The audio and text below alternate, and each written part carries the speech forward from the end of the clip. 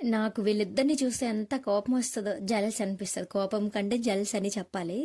పిచ్చి పిచ్చి కోపం వచ్చేస్తాం మా హస్బెండ్ మీద. నాకు ముద్దుల కూతురు మీద ఎంత ప్రేమో అని అనిపిస్తాం. మొన్నగాక నిన్న పుట్టిన కూతురు మీద అంత ప్రేమ ఉంది, ముందు నుంచి ఉన్న నా మీద అంత లవ్ ఉండదే అని అనిపిస్తుంది.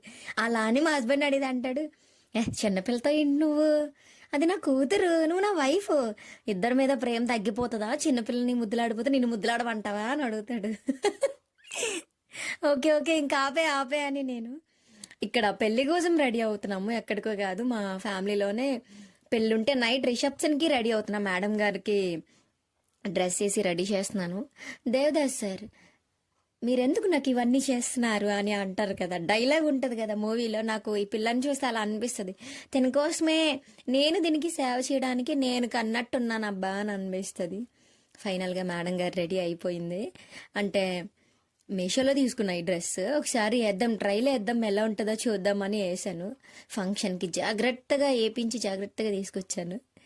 నేను వేసిన మిడ్డీ కానీ నేను తీసుకున్న క్లిప్ సెట్స్ కానీ చాలా అంటే చాలా బాగున్నాయి. లింక్స్ కమ్యూనిటీలో పోస్ట్ చేస్తాను, ఒకసారి చెక్ చేయండి. బాయ్.